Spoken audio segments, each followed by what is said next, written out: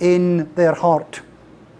Anger is simply the same kind of sin in lesser degree. Unrighteous anger is the seed. Murder is the full-grown tree. And what Jesus is telling us is that God is not concerned with sin only when it reaches its ultimate full development. God is concerned with sin, and God hates sin wherever it exists, in whatever degree. And God does not only condemn the extreme act, but he condemns everything that leads up to that act. And so the command, "You shall not commit murder," Jesus says includes, "You shall not be unrighteously angry. You shall not, for example, envy.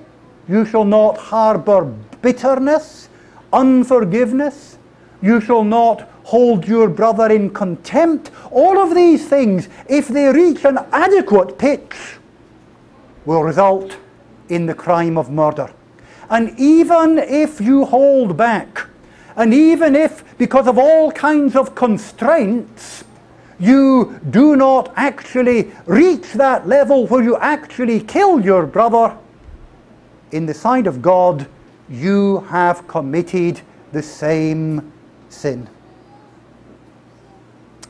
Notice that we are talking about unrighteous anger. In the New King James Version, it is expressed in the words "without a cause." These words are not in all the manuscripts. They are in most of them, but not all. And it's a matter of opinion whether they truly belong here. But it seems to me that they are implied in any case, whether or not they are actually expressed in the original text. Because we know that not all anger is unjustified. Our Lord himself, in a synagogue where he was confronted with a man who had a withered hand, and Jesus was going to heal him, and he noticed the response of the ruler of the synagogue and other religious leaders who were obviously displeased that this man was going to be healed on the Sabbath. Jesus, we read, looked around at them in anger. He was angry with their attitude, but that was righteous anger. The Apostle Paul says, "Be angry, but do not sin." There is such a thing as righteous anger. And our Lord clearly is not saying that if we feel righteous anger, that we are guilty in the sight of God. He is talking about unrighteous anger. Anger which is not an expression of moral indignation against something that is an affront to God and harmful to men, but an anger which is simply because of my feelings about it. I am angry for a reason that touches me rather than for a moral reason that this thing is objectively wrong. And you see, our anger is rarely free from this selfish element. Anger can be, there can be pure, holy, righteous, moral indignation. And as Christians, we ought to feel a good deal of it. When we look at the world and we see the things that take place in the world, there are many occasions when we ought to feel moral indignation. But the problem is that all too often our anger is out of self-interest. And therefore most of our anger needs to be put away. Unrighteous anger is simply murder in embryo, murder in the seed. No, it may never ever reach the full development, but it is the same kind of sin, simply in embryonic form. Jesus is telling us that God is not satisfied that we get through life and then we appear before him in the day of judgment and say, well, Lord, I never murdered anybody. Well done. No, not at all. Were you angry? Were you filled with wrath, with envy, with bitterness, with hatred in your heart? Then you are guilty in the sight of God. So Jesus shows us that anger and these inward emotions of hatred and malice, they are against God's command. And then he goes on to speak about verbal abuse. He says, whoever says to his brother, Raka, shall be in danger of the council. Now, very frequently, unrighteous anger does not actually lead to murder. Various constraints operate, and we never go anything near that far. But very frequently, it leads to verbal abuse. The pouring out of vitriol and animosity towards the person, saying and speaking evil of him. And this is clearly a stage beyond inward anger. We go beyond simply feeling this emotion in our hearts. We go on to express it in our words. And Jesus uses this, what to us is a somewhat obscure term, raka. It's an Aramaic word. It's left untranslated here in our Bibles because we don't really know precisely what English equivalent would be appropriate. But clearly it is a fairly strong term of abuse. And Jesus says that those who give vent to their anger in words of abuse and reviling their neighbour, you too are guilty.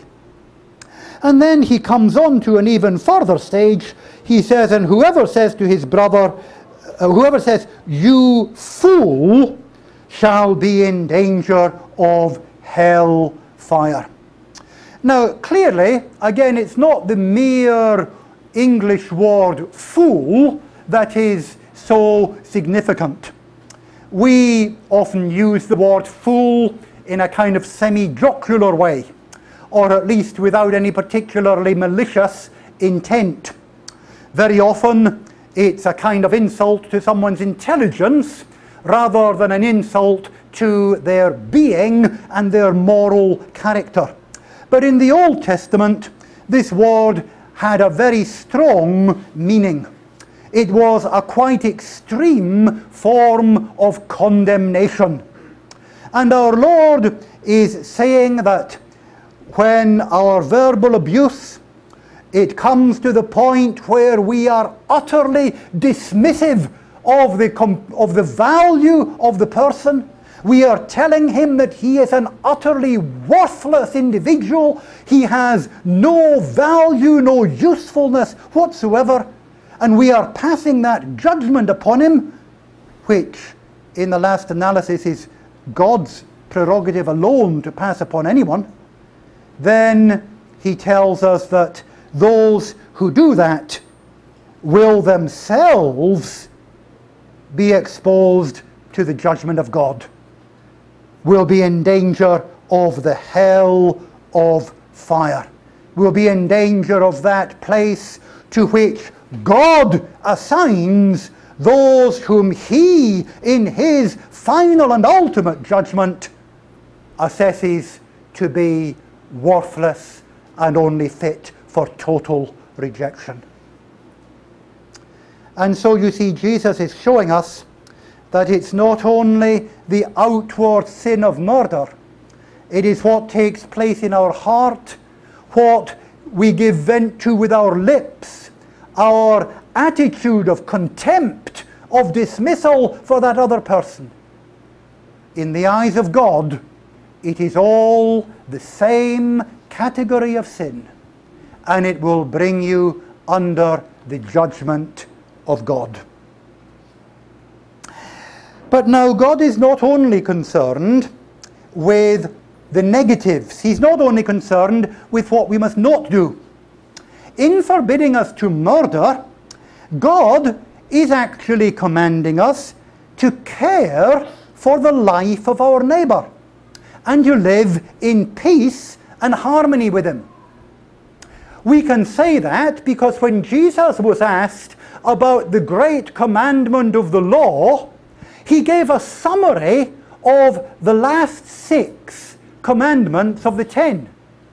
And the last 6 commandments, most of them, all but one I think, are negative in their form. You shall not kill. You shall not commit adultery. You shall not steal. You shall not lie. You shall not covet, and so on. But Jesus summarizes that by saying that can be summarized, you shall love your neighbor as yourself. And so Jesus himself is telling us that when God forbids something, he is not simply forbidding the sin, he is also commanding us to do the opposite, to actually exercise the grace, the goodness that is the opposite of that sin. And so, love your neighbor is much more than simply do not hate him. And do not murder has much greater implications than simply do not physically kill him. You are to respect and to value the life of your neighbor, and you are to maintain a good relationship with him. And so Jesus in the next 2 verses speaks about maintaining relationships. Verses 23 and 24. He imagines someone who is on his way to the temple to worship. And he arrives at the temple, he has his offering with him, but as he arrives at the temple, he remembers that his brother is angry with him.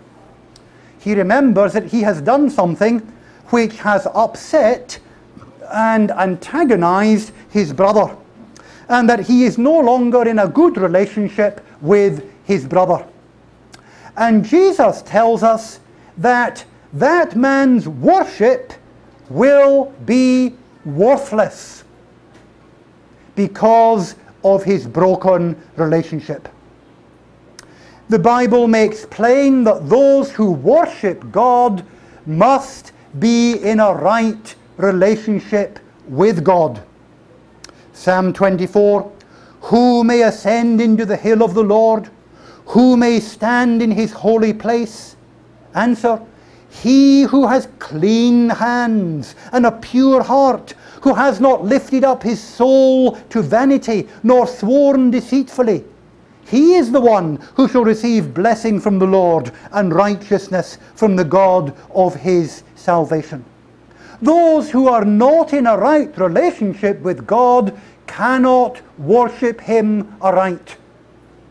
We see that in the 1st chapter of Isaiah, when the prophet, or God speaking through the prophet, he reproves the people. He says, you're coming in great numbers, you're coming into the temple courts, you're bringing your sacrifices, but I reject your worship. Why? Because your hands are full of blood.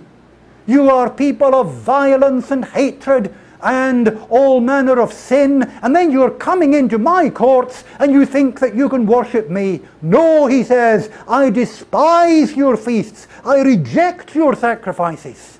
Do not come in that spirit and think that you can worship the holy God. And those who are responsible for broken relationships with their fellow men are not in a right relationship with God. And Jesus says, if you come to worship, you come to offer your gift, and you remember that you are responsible for a broken relationship. There is